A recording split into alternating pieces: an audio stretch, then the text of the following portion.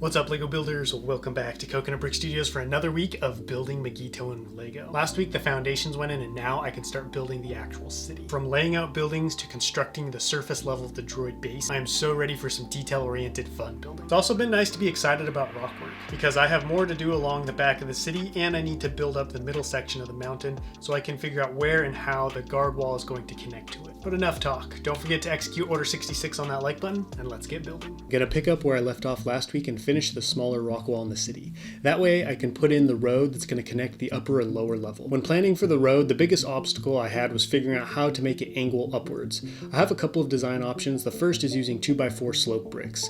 I picked these because they're a little shallower than the 2x3 slopes because I don't want this to be too steep. We don't need anybody tripping and falling down the roads. Now it's just a matter of stacking until I reach the same height as the rock work. I wasn't seriously considering this design until I saw it built and it looks really good. And even the little bumps made by the bottoms of the slopes doesn't bother me. I don't think it's too steep either. I have roads near where I live that are much worse than this. It also matches really well with the staircase.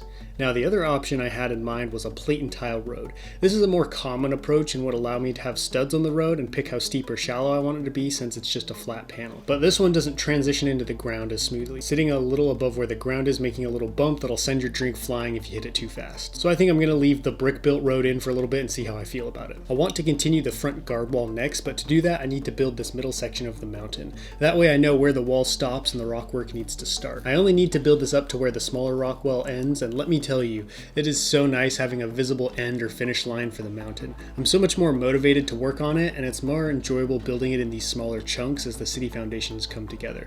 It also allows me to focus more on detail and technique as I'm not stressed about needing a massive chunk of it done in a time lapse. I'm doing a lot better with the snow placement as well, and the top of the mountain is looking chillier by the day. Last week I showed you a prototype for the guard wall at the edge of the mountain, which was a simple stone one. The longer I've thought about it, the more I've liked it, and you all seem to be fans as well, so now I'm going to finish building it and extend it into the side of the mountain. I'm making sure to add lots of masonry and headlight bricks to make the wall look textured and worn. I'd initially built it 2 bricks high, but it looked kind of short when next to a minifig, so I'm adding a layer of plate to make it taller since a waist-high guard wall just doesn't seem like much of a protection in my opinion. I'm adding angled bricks to create jogs or slight turns in the wall because I want it to curve and follow the shape of the mountain edge and not just be a flat wall with a bunch of studs in front of it. This allows me to keep the wall as close to the edge of the mountain as I want the whole way across. I know this looks real simple, maybe even boring to build, but I had fun with it. After so many weeks of rock work and bridge foundations, any kind of finish work like this that needs detail and a little bit of story built into it is a lot of fun. It's nice to be starting the city, which is really going to help balance out the rest of the build series. It's nice to be starting the city, which is going to help balance out the rest of the build texture and detail wise. Now that I know where and how the wall butts into the mountain, I can fill in the leftover space with more rock work. The foundations and edges of the first plateau of the city have been built, so now I can go ahead and lay out what this portion of the city will look like and start placing buildings. Right now I only have one house built, so I'm going to build the base of another one just so I can have multiple buildings in place. This will help me see how much space I'm working with and how many buildings will fit into the first level. I haven't given much thought as to where the buildings are going to sit, but I want them around the edges of the plateau. That way the middle will be open for roads, paths, statues, and tree gardens. You know, all the things a fancy rich city needs. Also bear in mind, these buildings are just prototypes and not the final design. I just need basic shapes to help me get a sense of scale for everything and know how many I need to build. Over the next couple of weeks, I'll start working on the final versions of some buildings.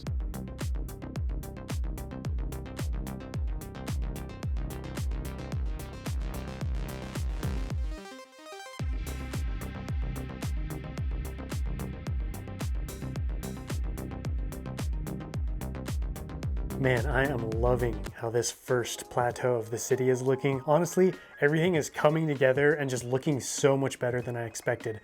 I was planning on the battles on the bridges being like the main attraction of this mock, but honestly, the city's gonna give it all a run for its money. So I'm really liking this road. I'm pretty much 90% sure I'm gonna keep the slopes. The plated road does look pretty cool. You know, it will have like some studs on it to where I could like place vehicles if I had to, but I think I like this look. These little lines created by the bottoms of the slopes honestly don't bother me that much. And another thing I was thinking about, I probably can't make a road any shallower than this, because like let's say I go with this kind of an angle, you know, something that's much less steep, the road's gonna have to be so much longer to be able to meet up with the top of the terrain right here. So the road would end up stopping like somewhere right here. And I don't want the road or the stairs to go up and encroach in this middle area super far because I'm gonna have the main road running in here and I want lots of space for building. So I think, this is probably the perfect design. So with the rock wall, road, stairs, and front wall in, I now have this area completely framed in and the foundation built. So now I can start building the actual city. So this is what the general layout of the first plateau is gonna look like. We're gonna have two houses, one right here, one right there, and then we're gonna have the surface portion of the droid base right here. And then I plan on having some kind of power generator or structure. I don't know what exactly it is. I just found a render of a little structure someone made for the city of Megiddo, and I liked it, and I figured that would be the perfect size to put right there since I don't have enough space for another house or building, and I don't want to leave this area too open because even though this is going to be fairly open, I want this to still feel like a city, and I want to make it look as populated as I can with buildings and structures and stuff. My plan is right now to tile and plate off all of this. Obviously I don't want this green exposed, and then on top of that we're going to have the buildings, and then I want to have a main road that comes down off these stairs and then turns left up over here and then connects right here with the road. And then I'm gonna have smaller paths branching off to that lead to the individual houses and droid base. And here's where I'm undecided. I do know that I don't want the road to just be tile. I want it to be a little bit more detailed and more textured. I feel like I've done a lot of tiled roads in the past, and the bridges are just gonna have plain tile. So I wanted something more interesting for the city. And I have two designs that I'm toying with. So the first one is more of like a cobblestone street look. You've got different sizes and types of round plates. We've got smooth ones, different colors, all kinds of cool stuff. I figured this would be a really cool, almost medieval village, or I was thinking this would definitely play into that feudal Japan vibe that I'm trying to go for, but it's also very rough, a lot of exposed studs. And so I have this tile technique that is more, representative of some kind of stone tiling or something. This one's really cool too. It uses the ingot pieces. I do think it also still captures that kind of cobblestone street, but it's much smoother. The problem with this one is I don't have a lot of these ingot pieces, and I'm gonna have to somehow work studs into this road as well, or else I won't be able to put any minifigs down on the roads. So I'm trying to decide which of these two options I should do for the main road. So let me know down below in the comments if you like the cobblestone look more or the tiled look. So we're gonna have a big U kind of looking thing right here, and then smaller paths branching off of that. And then between that, the houses and the smaller structures, plus, I'm gonna have the planter boxes with the trees. I think that's pretty much gonna cover up all of this space, and I don't really need to fit anything else in here. This front guard wall looks so cool. I made sure to make it look very textured, and I added little chinks or gaps in the wall just because this is on top of a very tall mountain. There's going to be lots of wind, rain, sleet, snow beating on this thing constantly, and so it's definitely got that weathered, textured look. I like how I was able to follow the same shape of the mountain as well. Just chef's kiss. This thing is looking awesome. I'm just so happy. I'm really happy that this city is coming together well,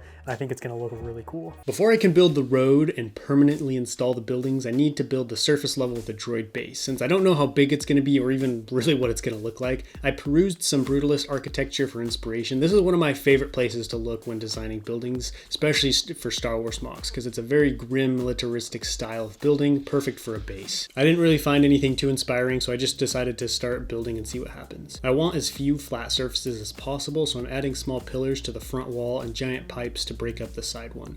I'm staggering brick behind each other to create a tapering look at the corners of the build to make it look more interesting. Slopes added to the top of the wall will make it curve up and inwards towards the roof or second floor. When building stuff like this, slopes are vital, and an easy way to give your building some personality and detail without needing any complex techniques. Last, on goes the roof, and I'm ready for the next level. I would also like to put some pipes, exhausts, lights, or other kind of greebling stuff up here. Well, as I was building the surface portion of the droid base, I ran into a couple of big problems that are probably going to mean this needs to be something else, because droid base is right here, and in my head I was just thinking, oh yeah, we'll just have underground section, top above ground section, they'll be connected by elevators on top of each other. I didn't really give too much thought to the layout of the city and how that would affect other building placement, just because I hadn't thought too much about that and I wasn't able to visualize it. But having put those buildings in, I'm gonna have one house right here and another house right there, and that's it. And that's okay. I'm happy with two houses, but I think to have less than that probably wouldn't be good, because I want to have, as many buildings up here that are specific or reminiscent of Megiddo architecture as possible. That way when you look at this, that's what you think. And this droid base is obviously going to look different. It's not going to look like that. And the underground portion, you can see takes up quite a bit of space. If you were to lay it out up here, it would go from right here to about right there, which means I would realistically only have one room for one house, and I want two, so I'm not able to make this section as big. And then another thing is, you can see the elevators are right there and right there.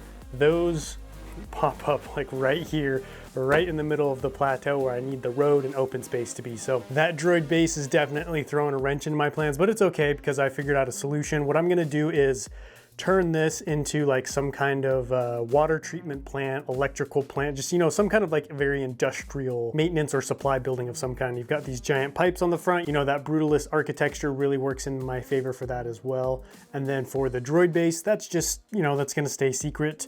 It's gonna be top secret how they get their forces from underground to the surface. And honestly, if you have an underground base, why not just keep the whole thing underground? Like, why do you need a surface portion of the base? Really, the last thing I need to do is figure out what I want the roof to look like. I'm trying to decide if I should keep it flat or if I should build another level on top of it. But I'm at least happy to have the permanent structure in, because now I can permanently put in the buildings, roads, and other stuff. These last couple of building updates have been so much fun. Working on the city has been a breath of fresh air and reinvigorated my creative mentality, because I've been able to tell more of a story with my building and focus more on aesthetic and detail instead of strength and practicality. Next week, I want to build some final versions of the buildings and get them installed in the mock. I'm also going to show you how I'm going to place them at different angles within the city in order to maximize as much of the space as I can. I also want to add some more battle damage craters to the bridges, but that wraps up this video. Thank you all so much for watching. Don't forget to let me know what you thought about everything down below in the comments, and I'll catch you next time. But until then, happy building.